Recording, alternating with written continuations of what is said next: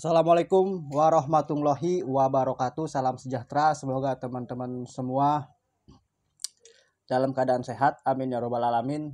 Oke, kembali lagi dengan gua Ahmad Puji Baihaqi, pecinta sepak bola tim nasional Indonesia, baik putra maupun putri, tim nasional kelompok umur maupun tim senior. Tentu kita semua tahu bahwa kita kecewa dengan hasil tidak lolosnya Indonesia ini di babak kualifikasi menuju Piala Dunia tahun 2026. Dua pertandingan sangat menentukan, kita kalah dengan skor 2-3 menghadapi Saudi Arabia dan juga dengan skor 1-0 menghadapi Irak. Ini murni karena kesalahan pemain. Kekalahan ini murni karena kesalahan pemain. Gol kedua Saudi Arabia itu penalti, yang membuat pelanggaran adalah Yaakob Sayuri. Gol Irak satu-satunya ketika menghadapi Indonesia itu murni kesalahan pemain tim nasional Indonesia, Rizky Ridho. Dia tidak back pass kepada Martin Pass, tetapi dia mengecoh lawan sehingga bolanya direbut. Secara permainan kita sangat luar biasa, mendominasi pertandingan baik ketika menghadapi Saudi Arabia maupun ketika menghadapi Irak. Cuman memang kita tidak mampu mencetak gol ketika menghadapi Irak. Menghadapi Irak bukan hanya saja kesalahan pemain, tetapi juga wasit yang memimpin, Makning dari Cina, semua perangkat wasit ini dari Cina, tidak ada VAR satupun. Bahkan oleh Romeni yang dilanggar oleh pemain belakang dari dari Irak ya. Pemain terakhir itu tidak di kartu merah. Terus juga sangat mempengaruhi pertandingan lah intinya. Dengan hasil tersebut maka Indonesia dipastikan tidak lolos atau tereliminasi. Namun beberapa hari terakhir belakangan ini, bahkan sampai detik ini pun, banyak yang mengatakan atau menyatakan Patrick Kluivert out. Patrick out. Banyak yang menghina Patrick, banyak yang presiden PSSI dan segala macam. Intinya tim kepelatihan kita harus dievaluasi itu sangat betul sekali, harus dievaluasi. Tetapi bentuk evaluasi itu bukan berarti harus dipecat. Dengan adanya Patrick Kluivert sebenarnya kita sudah banyak mengalami perubahan dari sisi permainan ya. Dari sisi permainan, oke, kita ke sisi permainan aja. Taktik segala macam ya. Kalau di era Sintayong bukan berarti saya menjelekkan Sintayong, tetapi di era STY kita cenderung bertahan. Mungkin karena tahu kualitas lawannya, tetapi karena di era Patrick ini kita lebih dominan menyerang dan menyerang, menguasai bola, sehingga memang garis pertahanan kita ini sangat tinggi. Tapi ya itulah sepak bola. Siapapun yang bermain di era modern saat ini, baik itu Tottenham Hotspur, Manchester United, Manchester City, ketika dia sedang melakukan penyerangan, itu semua back melewati garis tengah lapangan. Ya, itu semua pasti.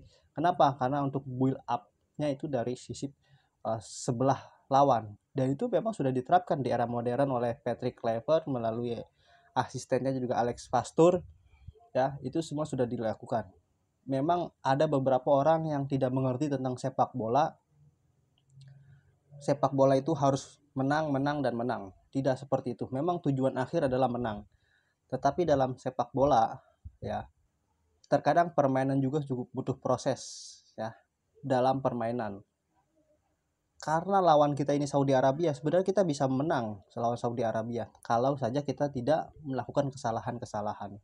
Tapi kan kita melalui ada dua kesalahan, yaitu Yaakob Sayuri ya, narik baju dari pemain Arab, dan juga ketika tendangan dari luar kotak penalti ditepis oleh Martin Pass, Yaakob ketinggalan. Itu adalah kesalahan individu. Yang kedua, memang ketika menghadapi Irak, salah dari Rizky Ridho dan juga wasit. Seandainya tidak perangkat wasit adalah lebih netral lagi, mungkin kita bisa menahan imbang Irak atau bahkan bisa mengalahkan Irak. Tapi dalam sepak bola ya itulah sepak bola. Bukan berarti kita harus menang.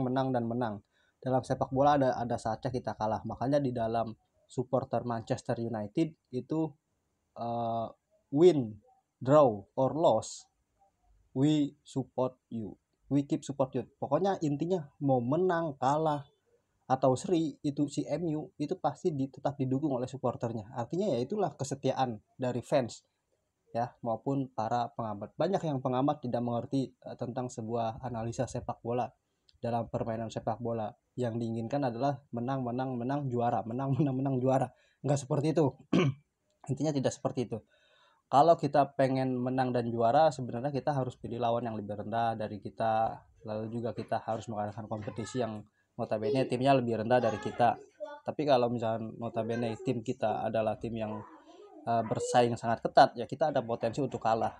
Dan kemungkinan kalah itu ya kita harus terima sebenarnya. Tetapi dalam sisi permainan kita tidak jelek-jelek amat, tidak buruk-buruk amat. Dan pada intinya memang kita kalah. Tetapi kalau misalnya nanti Patrick Kluivert dipecat, ini sangat disayangkan karena kita sudah kebentuk ya pola permainan kita. Karena sedikit lagi ada Piala AFF di bulan Juli dan juga Piala Asia nanti di bulan Januari tahun 2027. Bahkan yang terdekat nanti ada FIFA Matchday di bulan November, cuman memang belum tahu. Mudah-mudahan Patrick Kluivert tidak dipecat. Itu intinya, mudah-mudahan Patrick Kluivert tidak dipecat. Kalau dipecat ini gantinya siapa? Lalu apa targetnya nanti? Ya, seperti itu. Memang secara umum bahwa PSSI ini menargetkan Piala Dunia yang sesungguhnya itu tahun 2030. Tahun 2030 memang kita harus selayaknya pantas. Kalau 2026 ini kita modelnya kayak semacam Kanada lah. Kanada itu sebelum menjadi tuan rumah, dia di Piala Dunia sebelumnya ikut serta. Dan di Piala Dunia sebelumnya lagi, itu dia tidak ikut serta, tapi dia rankingnya di push dulu. Jadi ada ritme, ada roda, ada ritmenya ya. Pelan-pelan, nggak bisa langsung brek lalu masuk Piala Dunia, enggak.